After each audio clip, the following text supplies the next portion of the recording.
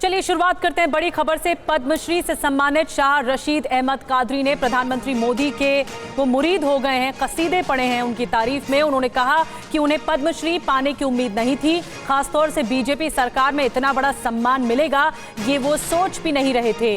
लेकिन प्रधानमंत्री मोदी ने उनकी सोच बदल डाली और उनको गलत साबित कर दिया। TV9 भारतवर्ष से खास बातचीत में उन्होंने प्रधानमंत्री मोदी से मुलाकात की कहानी बताई है। सम्मान की बात करते हुए वो भावुक भी हो गए। हमारे साथ कादरी सर मौजूद हैं। सर एक बात बताएं, कल जब अवार्ड फंक्शन था तो किस तरीके से प्राइम मिनिस्टर के साथ आपकी गुफ्तगू हुई? अवार्ड लेने के बाद एक दूसरे हाल में हमको ले जाके ठहरा कर दिए। वहाँ पे PM साहब आके हमसे शेक हैंड करके जा रहे थे। मेरे पास भी है। आने के बाद मैं उनको बोला, मैं पद्मश्री अवार्ड के लिए 10 साल से कोशिश कर रहा था कांग्रेस के पीरियड में, लेकिन मेरे को कामयाबी हासिल नहीं हुई।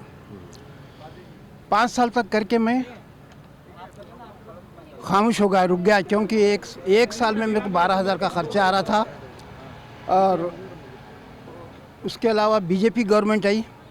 बीजेपी गवर्नमेंट एक तो मुसलमानों के ख़िलाफ़ में और मुसलमानों को कुछ नहीं देती, ये सोच के मैं अप्लाई करना छोड़ दिया। 5 साल के बाद मोदी जी मेरे ख्याल को गलत साबित करके अवार्ड के लिए मुझे चुन लिया। उनका बहुत बहुत शुक्रिया उनका। तो ये जो आपका सिलेक्शन हुआ इसलिए आपने खुद अपना नाम दिया था या फिर सरकार ने खुद आपको चुना? नहीं, मैं हर साल एक प्रोफाइल भेजता था, जो कर्नाटका गवर्नमेंट को एक प्रोफाइल देता था और डेवलपमेंट कमिश्नर हैंडीक्राफ्ट दिल्ली को एक देता था, फिर और एक होम मिनिस्ट्री को देता था, जो 5 साल तक देते रहा मैं। उनके पास मेरा प्रोफाइल भी तकरीबन इतना मोटा है वो। तो वो देख के उनको क्या समझ में आया दीजिए, और मेरे ख्याल को गलत साबित कर दिए वो। आप पहले क्या सोचते थे? आपको ऐसा लगता था कि भारतीय जनता पार्टी की जब सरकार है तो आपको शायद नहीं मिल पाएगी? नहीं मिलेगा, इसलिए मैं अप्लाई करना छोड़ दिया था मैं। और उसके बाद सडन 25 जनवरी को मिनिस्ट्री से फ़ोन आया कि आपका पद्मश्री अवार्ड हुआ, मुबारक हो, बल्कि ऐसा फ़ोन आया मेरे को। तो सारा दिन मैं इमोशन होके आंसू बहाते रहा मैं, और सारी रात खुशी में नींद नहीं आई मेरे को। अभी जब भी ये बात कर तो मैं इमोशन हो जाता मैं। कभी लगा कि प्रधानमंत्री इस तरीके से भी आपसे मिलेंगे और इस तरह से बात करेंगे? नहीं, सोचा भी नहीं था मैं, सोचा भी नहीं था। और पहली बार ज़िंदगी में पहली बार मिला उनसे। वैसा बीदर को बहुत बार है, मगर हमको मौका कहाँ मिलता उनसे मिलने के लिए। इतना बड़ा अवार्ड तो आपको यूपीए सरकार में भी किसी ने नहीं दिया। मैं बोल रहा हूँ ना, मैं 5 साल कोशिश किया, नहीं मिला तो मैं उम्मीद छोड़ के अप्लाई करना छोड़ दिया मैं। जिस कला को आप आगे बढ़ा रहे हैं उस कला के बारे में किस तरीके से बताएंगे लोगों को? बीदर कला। नहीं, ये बिजली वर्क जो है बीदर से निकला, इसलिए इसका नाम बिजली वर्क है। जैसा पीतल के सामान को मुरादाबादी सामान बोलते हैं, वैसा बिजली वर्क बोलते हैं इसको। टेक्निक ईरान की है, और वो ईरान की टेक्निक हासिल करके ये नया काम है। 600 साल पहले लोग वहाँ के ईजाद करे। ये जब बीदर का खिलाफ बन रहा था तब एक कारीगर आया था, अब्दुल्ला बिन कैसर, उसकी टेक्निक हासिल करके ये करे। और ये काम 600 साल पुराना है। और ये बीदर कर्नाटक का एक बैकवर्ड एरिया है जो कोई नहीं जानता, ख़ुद कर्नाटक के लोग भी नहीं जानते बीदर किधर है। 2011 में मैं राजपथ पे जब बिजली की झांकी पे निकला था डेमो देते, जब भी बीदर और बिजली वर्क सारे दुनिया में हाईलाइट हुआ, सारी दुनिया वाले देखे। अब फिर अब ये दूसरी बार ये पद्मश्री अवार्ड अनाउंस होने के बाद सारे हिंदुस्तान वाले बीदर को पहचाने। तो 2011 में कोई आपको सम्मान नहीं मिला, सिर्फ आप राजपथ पे अपनी झांकी दिखा के निकल गए थे? मेरे को ओमान मस्कत से मेरे को बुलावा आया था। उसके दूसरे दिन है तो मैं मस्कत को चले गया। मतलब मैं देश में कोई सम्मान उस तरीके से? नहीं, ये इतना बड़ा सम्मान पहली बार हो रहा है साहब। कर्नाटक में सबकी सरकार रही, आपको उस तरीके से सम्मानित वगैरह किया गया कभी सरकार की तरफ से? हाँ, सरकार की तरफ से, स्थानीय सरकार। वो क्या है, कर्नाटक में कर्नाटक से मेरे को 2 अवार्ड मिले। एक कर्नाटका स्टेट अवार्ड मिला और एक स्वर्ण कर्नाटका राज्योत्सव अवार्ड मिला। तो एक आखिरी सवाल, जिस तरीके से प्रधानमंत्री और भारतीय जनता पार्टी और तमाम तरह की चीज़ें मोदी के बारे में कहा जाता है कि मोदी मुस्लिम का नहीं है, अब आप क्या कहना चाहेंगे? ये मेरा अपना ख्याल है, मैं दूसरों का ये नहीं कर सकता मैं। ये मेरे पे जो गुजरी मैं वो बोल दिया मैं वो। तो अवार्ड से सम्मानितों को कल एक कार्यक्रम के तहत ये सम्मान दिया गया। पद्मश्री से सम्मानित शाह रशीद अहमद कादरी ने पीएम मोदी से जो बातचीत की थी, उस बातचीत का अंश आपको सुनाते हैं। मैं बीदर कांग्रेस पीरियड में 5 साल तक अप्लाई करा, नहीं हुआ। उसके बाद मैं खामोश बैठ गया कि बीजेपी गवर्नमेंट कही है, यह हमको नहीं देती। मगर आप मेरा ख्याल गलत साबित करके मेरे को चुने, उसके लिए बहुत बहुत धन्यवाद। और इस बीच अब बात करते हैं रूस और यूक्रेन की। सुरक्षा परिषद की बैठक में पुतिन की पश्चिम को ललकार। यूक्रेन जंग के लिए पुतिन पश्चिम को जिम्मेदार ठहरा रहे हैं। हमारे कब्जे वाले इलाकों में यूक्रेन की बर्बरता देखने को मिल रही है, ये बड़ा आरोप पुतिन ने लगाया है। डोनेस्क, खेरसोन, लुहांस्क और ज़ैपोरिज़िया में यूक्रेनी हमले हो रहे हैं, ये भी कहा पुतिन ने। कब्जे वाले इलाके के पीछे महान मुल्क खड़ा है, सीधे तौर पर आरोप अमेरिका पर। людей смелых, принципиальных. रूसी राष्ट्रपति व्लादिमीर पुतिन ने यूक्रेन में तबाही के लिए पश्चिमी खुफिया एजेंसीज को कसूरवार ठहराया। रूसी सुरक्षा परिषद की बैठक की अध्यक्षता करते हुए पुतिन ने ज़ैपोरिज़िया, डोनेस्क, लुहांस्क और खेरसोन में नियुक्त किए गए क्रेमलिन के प्रशासनिक प्रमुखों को वहां के लोगों की सुरक्षा के निर्देश दिए। पुतिन ने वीडियो कॉन्फ्रेंसिंग के जरिए बात करते हुए सुरक्षा परिषद की बैठक में यूक्रेन के कब्जा किए गए चारों क्षेत्रों पर ही ध्यान केंद्रित रखा। पुतिन ने कहा कि 4 इलाकों में रहने वाले लोगों को यूक्रेनी गोलाबारी की वजह से ही तबाही का सामना करना पड़ा। अफसरों को इन इलाकों में प्रभावी ढंग से काम करते हुए हालात पर नियंत्रण रखने के निर्देश दिए। ज़ैपोरिज़िया, डोनेस्क, लुहांस्क और खेरसोन में नियुक्त क्रेमलिन के कई ऑफिसर भी वहां हुए हमलों में मारे गए और घायल भी हुए हैं। पुतिन ने अपने अफसरों से रूस के कब्जा किए गए चारों इलाकों के लोगों को हर हाल में यूक्रेनी हमलों से बचाने के निर्देश दिए हैं। Задача сделать все, чтобы как можно быстрее интегрировать эти исторические российские земли Донбасса, Новороссия в экономическое, правовое, образовательное пространство нашей страны. रूस के साथ जंग में यूक्रेन को और वेपन सप्लाई करेगा पोलैंड। जेलेंस्की के पोलैंड दौरे पर राष्ट्रपति आंद्रेस डूडा का ये ऐलान है। यूक्रेन को 4 MiG-29 फाइटर जेट मुहैया कराएगा पोलैंड। आर्टिलरी के लिए गोला उत्पादन पर भी सहमति हुई है। यूक्रेन को पोलैंड से एयर डिफेंस सिस्टम भी दिए जाएंगे।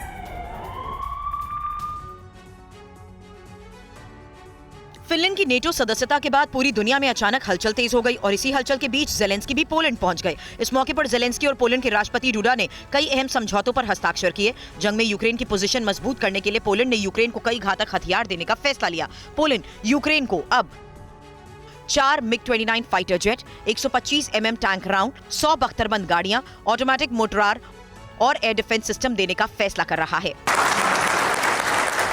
रूस यूक्रेन जंग के बीच पुतिन और जेलेंस्की युद्ध की नई रणनीति बनाने में जुट गए हैं। दोनों देश अपने पड़ोसियों के साथ रिश्ते को बेहतर करने में लगे हैं। इधर जेलेंस्की पोलैंड में राष्ट्रपति डूडा से मिले तो उधर पुतिन ने भी आज लुकाशेंको से मॉस्को में मुलाकात की। मुलाकात में पुतिन और लुकाशेंको ने यूक्रेन को मिल रहे पश्चिमी देशों से वेपन पर चर्चा की। यूक्रेन को पोलैंड से मिल रहे फाइटर जेट पर दोनों देशों ने आपत्ति जाहिर की। पुतिन और जेलेंस्की की नई मोर्चाबंदी से आने वाले दिनों में जंग और भीषण होने की आशंका जताई जा रही है। रूस के साथ जंग के बीच पोलैंड में अपने संबोधन के दौरान जेलेंस्की आत्मविश्वास से भरे दिखे। वॉर्सो में दोनों देशों के राष्ट्रपति को सुनने के लिए बड़ी संख्या में लोग जमा हुए थे और एक दूसरे का साथ देने का वादा किया गया। रूस यूक्रेन के बीच जारी जंग के दौरान जेलेंस्की की विदेश यात्राओं को अमूमन सीक्रेट ही रखा जाता रहा, लेकिन इस बार जेलेंस्की ऐलान करके पोलैंड पहुंचे। राष्ट्रपति जेलेंस्की के साथ उनकी पत्नी ओलेना भी पोलैंड पहुंची, जहां उनका भव्य स्वागत हुआ। पोलैंड यूक्रेन का पड़ोसी देश है और जंग के दौरान यूक्रेन की खुलकर मदद कर रहा है। जेलेंस्की की पोलैंड यात्रा पर दोनों देश के राष्ट्रपतियों के संबोधन को सुनने के लिए वॉर्सो में बड़ी संख्या में लोग जमा हुए। Дуже сподобалось. І мали трохи хвилювання. Бо ми також підтримуємо свого президента. І особливо зараз, бо ми всі пливемо в одному човні. Так? Ми пливемо до перемоги і Польща нам допомагає. Ja uważam, że to jest ważny sygnał z punktu widzenia dyplomacji, że Ukraina jest państwem, jest mimo wojny silnym państwem i te stosunki dyplomatyczne są nadal utrzymywane. बड़ी खबर इस बीच क्रीमिया पर यूक्रेन की रणनीति का खुलासा हुआ है। पीएम ऑफिस के डेप्यूटी हेड एंड्री साइबेहा का ये दावा है, यूक्रेन रूस पर भारी पड़ा है तो क्रीमिया पर बात होगी। क्रीमिया यूक्रेन का हिस्सा है और यूक्रेन वापस लेकर रहेंगे। जेलेंस्की भी क्रीमिया को वापस लेने की बात कह चुके हैं।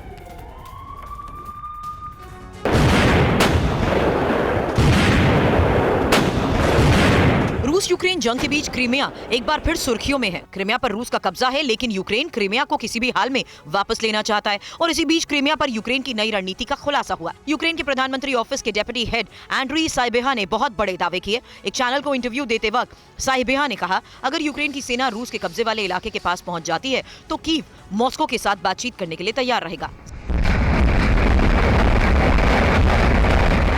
जेलेंस्की कई बार क्रीमिया को वापस लेने की बात कह चुके हैं। एंड्री ने कहा, यूक्रेन ने कभी भी क्रीमिया की वापसी की लड़ाई नहीं छोड़ी है। यूक्रेन किसी भी हाल में क्रीमिया को लेकर रहेगा। उधर क्रीमिया को लेकर रूस कई बार यूक्रेन को चेतावनी दे चुका है। कुछ दिन पहले ही पुतिन ने जेलेंस्की को धमकी देते हुए कहा था, क्रीमिया पर कब्जा करने की किसी भी यूक्रेनी कोशिश को रूस एटमी पावर से जवाब देगा। पूरी दुनिया इस बात से खौफ में है कि कहीं पुतिन की सनक और जेलेंस्की की जिद दुनिया को न्यूक्लियर वॉर की तरफ ना ढकेल दे। मॉस्को में पुतिन और लुकाशेंको की मुलाकात हुई। क्रेमलिन प्रवक्ता दिमित्री पेस्कोव ने दावा किया है, पुतिन और लुकाशेंको के बीच कई मुद्दों पर चर्चा हुई है। क्रेमलिन ने दोनों के बीच की चर्चा की जानकारी नहीं दी है। पिछले हफ्ते भी दोनों नेताओं में यूक्रेन युद्ध पर बात हुई थी।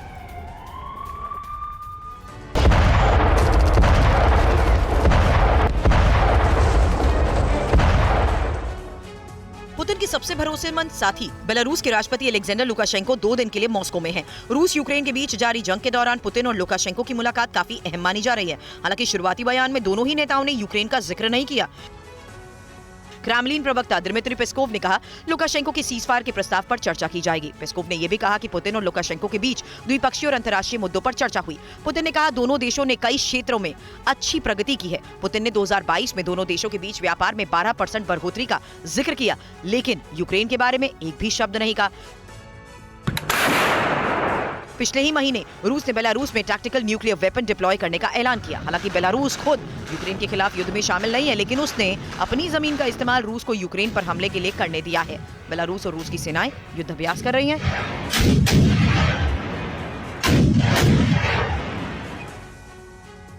रूस की डिफेंस मिनिस्ट्री की इमारत में भीषण आग की खबर सामने आई। पुतिन और लुकाशेंको की मुलाकात के वक्त आग लगी है। क्रेमलिन से कुछ दूरी पर ही मौजूद है रक्षा मंत्रालय की ये इमारत से 50 लोगों को सुरक्षित बाहर निकाला गया। इमारत में यूक्रेन वॉर समेत सेना की सीक्रेट फाइल मौजूद थी। क्रेमलिन में जिस वक्त पुतिन और लुकाशेंको की मुलाकात हो रही थी, ठीक उसी वक्त महज कुछ ही दूरी पर रूस की रक्षा मंत्रालय की बिल्डिंग में भीषण आग लगी। दावा किया जा रहा है कि इमारत में रूस की सेना से जुड़े कुछ सीक्रेट फाइलें रखी गई थी। आग लगी कैसे, किसने लगाई, इसकी जांच हो रही है। आशंका ये भी जताई जा रही है कि कहीं ये आग ड्रोन हमले की वजह से तो नहीं लगी। इन 3 तस्वीरों को एक साथ देखिए। इसके आधार पर ही इस आग के कई मायने भी निकाले जा रहे हैं। आग लगने के बाद इमारत से 50 लोगों को सुरक्षित बाहर निकाला गया। आग से रूस को कितना नुकसान हुआ इसका अनुमान तो नहीं लगाया जा सका, लेकिन ये क्रेमलिन की सुरक्षा के लिहाज से बड़ी घटना है। इसे यूक्रेन की हिमाकत से जोड़कर देखा जा रहा है, जिससे पुतिन का पारा और हाई हो गया। नेटो से यूक्रेन की बढ़ती नजदीकी के चलते ही पुतिन ने यूक्रेन पर अटैक किया, लेकिन इस बीच फिनलैंड ने भी उन्हें ठेंगा दिखा दिया और वो नेटो में शामिल हो गया। इस कदम से पुतिन, नेटो और फिनलैंड दोनों पर भड़के हुए हैं। वे बेलारूस के राष्ट्रपति से मुलाकात कर रहे थे, तभी क्रेमलिन के पास इसी आग ने पुतिन को और नाराज कर दिया। और नेटो सदस्य बनने के बाद फिनलैंड का शक्ति प्रदर्शन, आर्टिलरी से गोले दागकर युद्धाभ्यास किया है। फिनलैंड की सेना ने कई राउंड आर्टिलरी फायर किए।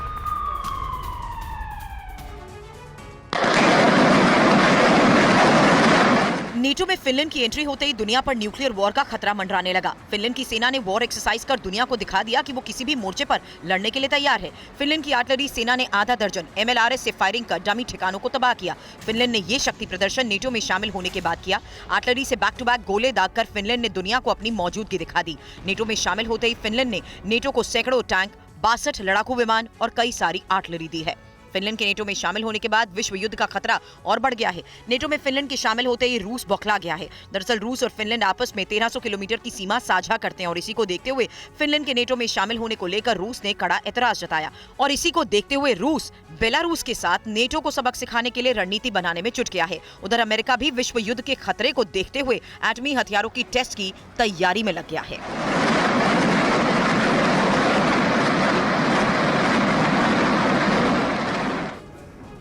और यूक्रेन के जनरल स्टाफ का सनसनीखेज दावा, 24 घंटे में रूस के 17 आर्मी कैंप पर अटैक होगा। यूक्रेन ने कई ड्रोन मार गिराने का दावा किया है। रूस के 13 एम्यूनिशन डिपो तबाह होंगे, ऐसा दावा भी यूक्रेन की तरफ से किया गया है।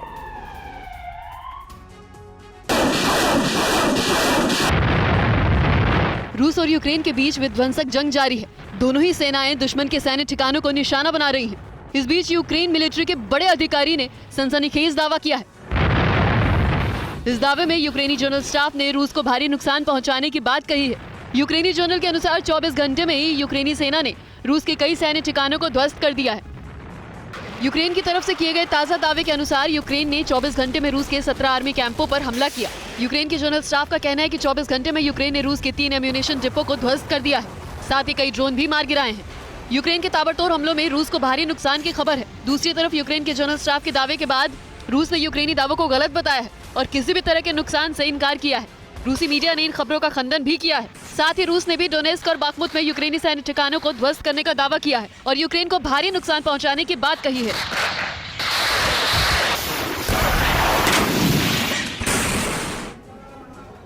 यूक्रेनी सेना का हिमार्स से भीषण प्रहार, रूसी सेना के ठिकानों पर हिमार्स से दागे रॉकेट। यूक्रेनी हमले में रूसी सेना को भारी नुकसान हुआ है।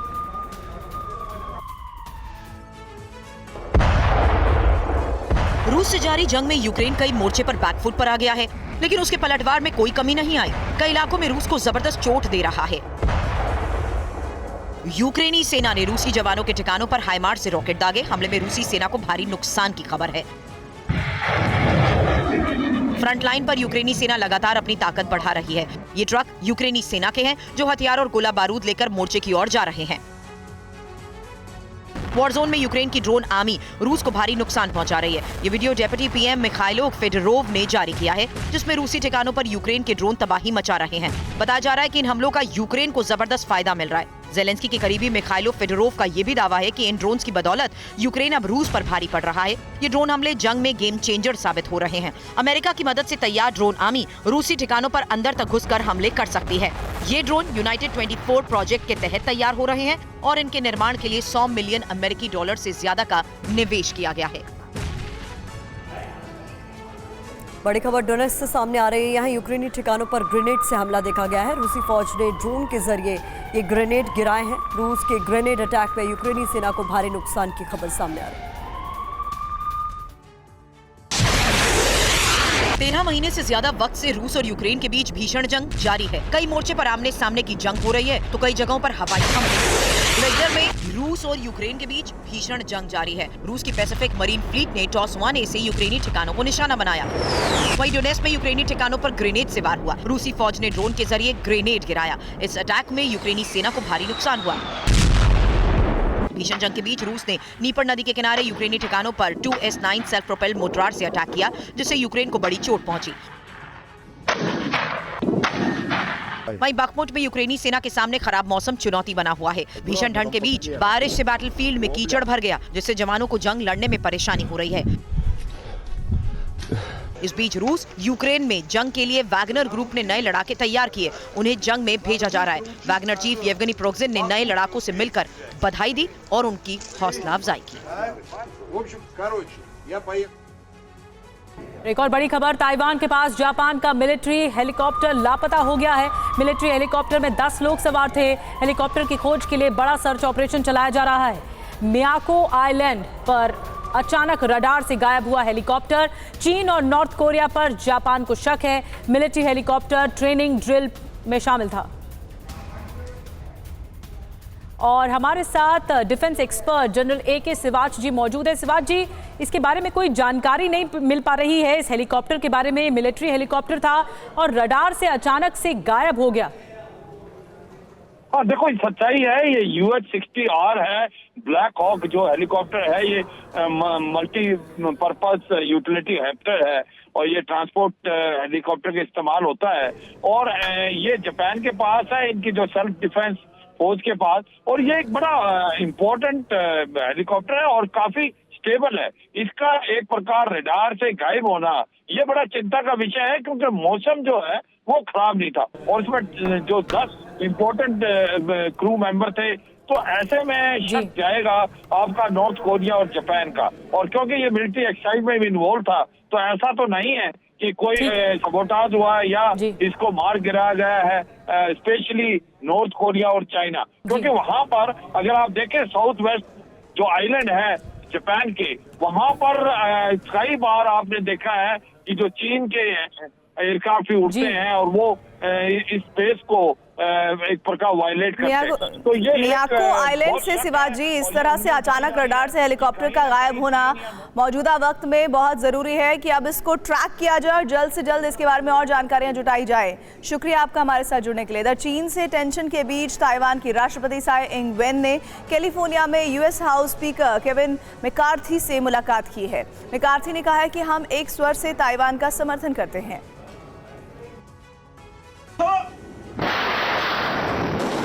ड्रैगन ताइवान पर कब्जा करने की फिराक में है और अमेरिका उसकी राह में रोड़ा बना हुआ है। इसी टेंशन के बीच कैलिफोर्निया में ताइवान की राष्ट्रपति साई इंग वेन ने कैलिफोर्निया में US house speaker Kevin McCarthy से मुलाकात की है। ताइवानी राष्ट्रपति ने कहा कि अमेरिका के साथ उसकी दोस्ती से साबित होता है कि अंतर्राष्ट्रीय मंच पर हमारा द्वीप अलग थलग नहीं पड़ा है। लेकिन इस मुलाकात से ताइवान का सबसे बड़ा दुश्मन चीन बौखला गया। उसने जल्द ही कड़ी प्रतिक्रिया की धमकी दी। वहीं अमेरिकी स्पीकर ने ताइवान को अभिन्न मित्र बताते हुए ताइवान की राष्ट्रपति साई इंग वेन का स्वागत किया। Today, make clear we take our support for the people of Taiwan seriously and are determined to speak with one voice.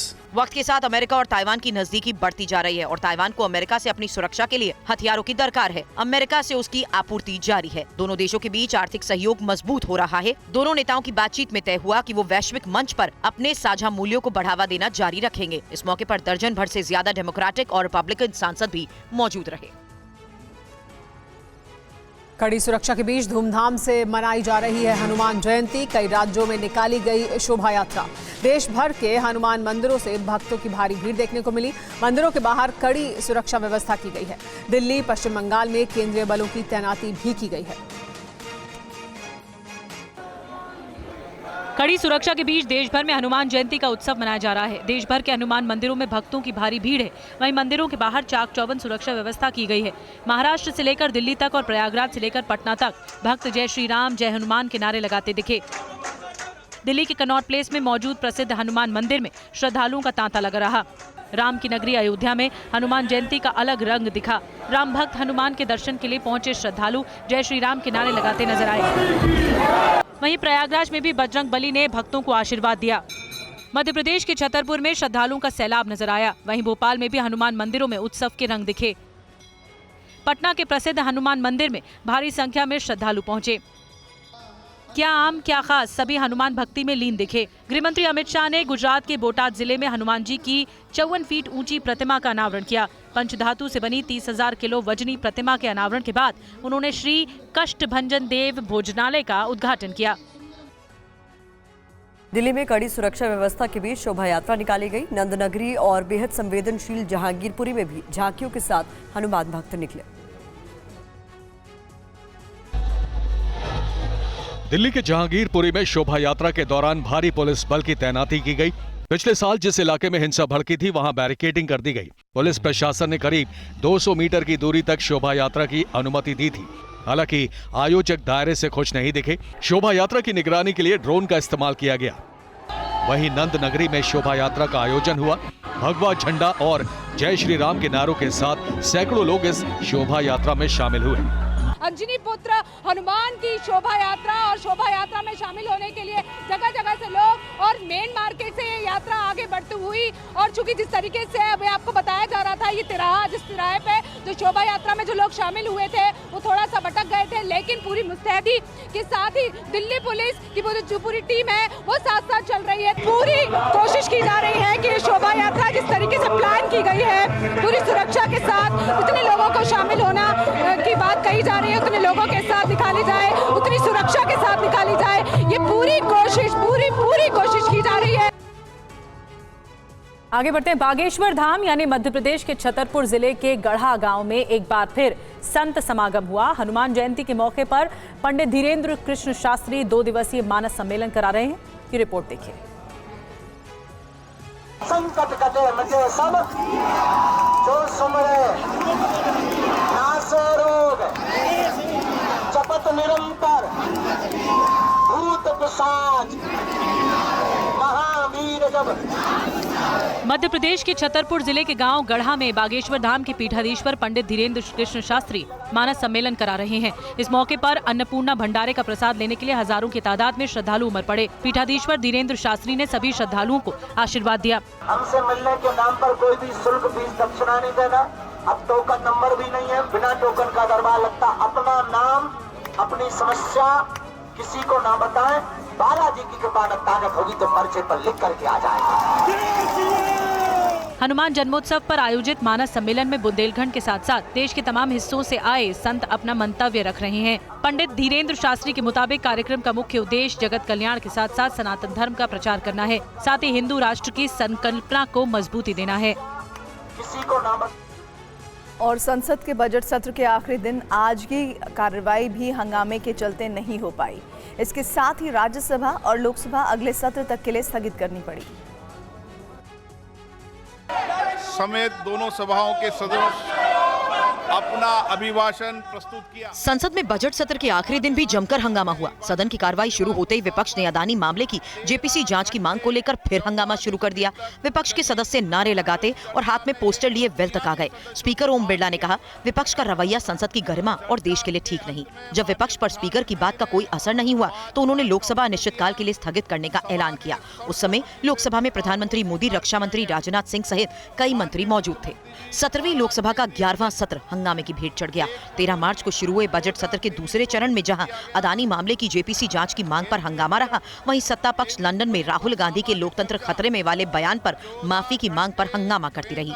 आपराधिक अवमानना के मामले में सूरत कोर्ट के राहुल गांधी को 2 साल की सजा देने और उसके बाद उनकी लोकसभा सदस्यता रद्द किए जाने के बाद विपक्ष ने हंगामा और तेज कर दिया। केंद्र सरकार के 42 विभागों की वित्त वर्ष 23-24 के लिए अनुदान की मांगों। और आपको बता दें कि हंगामे की भेंट चढ़ गया बजट सत्र। लोकसभा में 45 घंटे और राज्यसभा में 31 घंटे ही काम हुआ। सत्ता और विपक्ष के अड़ियल रवैये से ये सत्र बर्बाद हुआ। अडानी के मुद्दे पर विपक्ष ने जमकर हंगामा किया। बीजेपी की राहुल गांधी से माफी की मांग पर नारेबाजी भी हुई।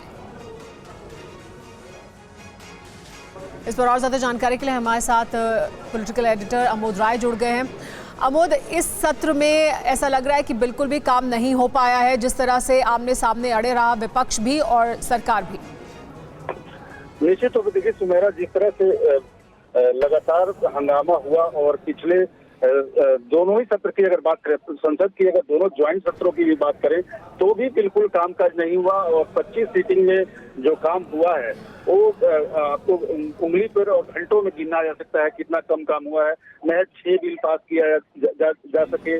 और इसके अलावा अगर बात करें बजट के दूसरे चरण की, जो 13 तारीख से शुरू हुआ, 13 मार्च से शुरू हुआ और 6 अप्रैल आज बंद हुआ है, इसमें कुल 17 दिनों में जो कामकाज हुए हैं वो भी घंटों में हुए हैं, उनको उंगलियों पर गिना जा सकता है। तो ये कुल मिलाकर पूरा वॉकआउट एक तरह से माना जाए कि ये सेशन रहा। एक तरफ जहां विपक्षी दल लगातार ये मांग कर रहे थे कि जेपीसी का गठन किया जाए अडानी मसले पर, और वहीं दूसरी तरफ सत्ता पक्ष के लोगों के द्वारा मांग किया जाता रहा कि राहुल गांधी को माफी मांगना चाहिए। इन मुद्दों के चलते पूरा का पूरा ये सत्र धुल गया सुमेरा। जी अमोद, और अमोद ऐसा लगा भी नहीं दोनों तरफ से कि बहुत ज्यादा गंभीर कोशिश की जा रही थी, क्योंकि विपक्ष भी अपनी मांग से पीछे हटने के लिए राजी नहीं हुआ और बातचीत भी उस तरह से नहीं हुई कि कोई रास्ता निकाला जा सके। निश्चित तौर पर देखिए आज बहुत बड़ी बात आज रिवील किया बीजेपी के एक नेता ने, BJP parliamentary affair Arjun Ram Meghwal ने कहा कि बीजेपी ने एक बार पहल जरूर किया था कि सरकार चाहती है कि कम से कम जो वित्त विधेयक है उसको पारित करने के लिए एक बहस किया जाए, हल्दी बहस किया जाए, और उसके लिए वो राहुल गांधी से माफी मांगने वाले अपने मुद्दे को पीछे हटने को बिल्कुल हंगामे और शोर की भीड़ चढ़ गया। दोनों ही सदनों की जो कार्रवाई है वो बिल्कुल नहीं चल पाई। ये जानकारी दे रहे हैं आमोद राय, बहुत शुक्रिया इस जानकारी के लिए। आज विपक्षी दलों के सांसदों ने अपनी मांगों को लेकर संसद भवन से विजय चौक तक तिरंगा मार्च निकाला। पूरी रिपोर्ट 60 सेकेंड में देखिए। अदानी मुद्दे पर विपक्षी दलों का हल्ला बोल जारी है। संसद के भीतर अदानी मुद्दे पर हंगामे के साथ साथ आज सड़क पर भी विपक्षी दलों ने अदानी मुद्दे पर जेपीसी जांच की मांग को लेकर तिरंगा मार्च निकाला। कांग्रेस अध्यक्ष मल्लिकार्जुन खड़गे के नेतृत्व में विपक्षी दलों के सांसदों ने सड़क पर सरकार को घेरा। लोकतंत्र की हत्या हो रही है, किस लिए? भ्रष्टाचार को बचाने के लिए, अडानी को बचाने के लिए, क्योंकि लूटने वाला अगर गुनाहगार है अडानी तो लुटवाने वाली सरकार भी गुनहगार है। कि प्रधानमंत्री मोदी जी झूठ का सहारा ले रहे हैं।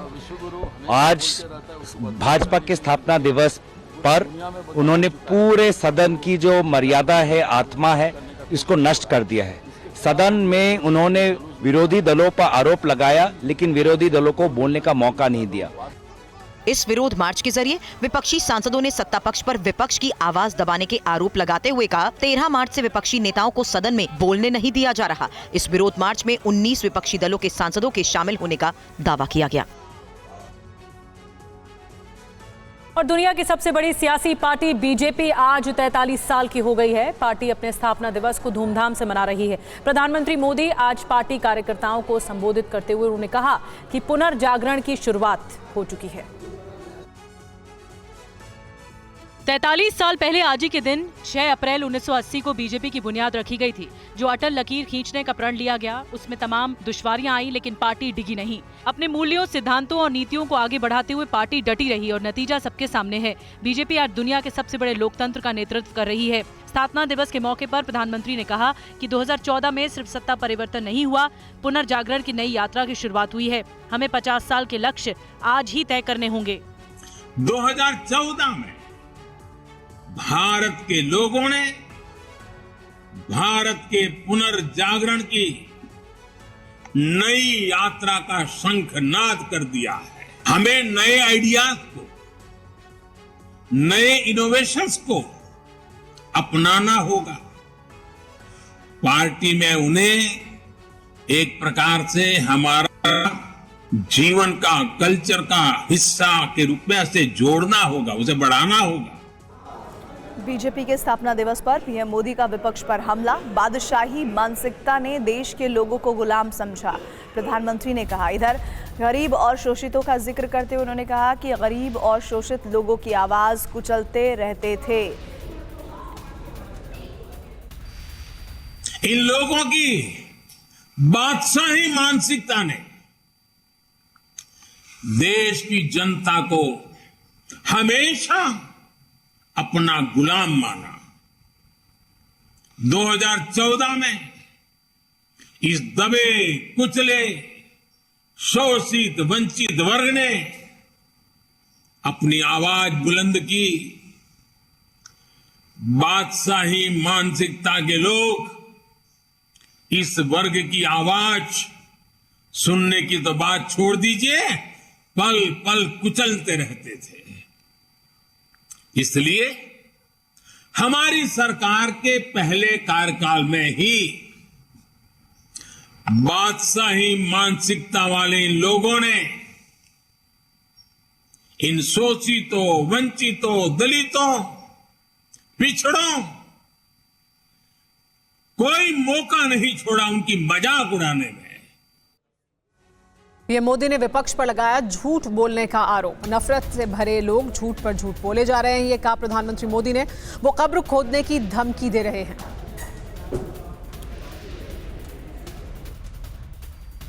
नफरत से भरे हुए लोग आज झूठ पर झूठ, झूठ पर झूठ बोले जा रहे हैं। अपने भ्रष्ट कर्मों का खुलासा होते देख ये बेचैन है, हताशा से भर गए। इसलिए अब ये लोग इतने हताश, इतने निराश हो चुके हैं कि अब एक ही रास्ता उनको दिख रहा है, एक ही उपाय दिख रहा है, और वो खुल करके कहने लगे हैं, मोदी तेरी कब्र खुदेगी। वो कब्र खोदने की धमकी देने लगे। कांग्रेस में पिता और बीजेपी में बेटा। जी हां, वरिष्ठ कांग्रेस नेता ए के एंटनी के बेटे अनिल एंटनी बीजेपी में शामिल हो गए। उन्होंने कुछ महीने पहले ही बीबीसी के पीएम मोदी पर बनाई गई डॉक्यूमेंट्री का जमकर विरोध किया था और उसके बाद कांग्रेस से इस्तीफा दे दिया था। केरल कांग्रेस की सोशल मीडिया टीम के पूर्व संयोजक अनिल एंटनी बीजेपी में शामिल हो गए। आज उन्होंने केंद्रीय मंत्री पीयूष गोयल और केरल बीजेपी अध्यक्ष के सुरेंद्रन की मौजूदगी में बीजेपी का दामन थामा। Mister Antony was truly insulted with the behavior meted out to him for standing up for India and for national pride, and therefore he had to leave the Congress, and I compliment him. प्रधानमंत्री मोदी और 2002 के गुजरात दंगों पर बनाई गई BBC documentary का विरोध करने के एक दिन बाद 25 जनवरी को उन्होंने कांग्रेस पार्टी छोड़ दी थी। This is not about personalities, this is about a difference of opinion, ideas, and I strongly believe that I had taken the right step. But my respect for my father, my love for my father remains the same. It will always remain the same. Anil Antony ने BJP में शामिल होने का मकसद प्रधानमंत्री मोदी के vision में देश के लिए काम करना बताया। वहीं बीजेपी के स्थापना दिवस के मौके पर आज यूपी के प्रदेश मुख्यालय में सीएम योगी आदित्यनाथ ने पार्टी का झंडा फहराया। इसके साथ ही राज्य के प्रत्येक जिलों में सप्ताह भर चलने वाले पार्टी के विभिन्न कार्यक्रमों की शुरुआत भी हो चुकी है। स्थापना दिवस के मौके पर सीएम आदित्यनाथ योगी ने लखनऊ में बीजेपी प्रदेश मुख्यालय पर पार्टी का झंडा फहराया। इस मौके पर प्रदेश कार्यालय में दोनों डिप्टी सीएम प्रदेश अध्यक्ष भूपेंद्र चौधरी भी मौजूद रहे। सीएम योगी ने इसके बाद प्रदेश कार्यालय में पीएम मोदी का संबोधन सुना। पीएम के संबोधन के प्रसारण की खास व्यवस्था की गई थी, जिसमें पार्टी के सभी बड़े नेता मौजूद रहे।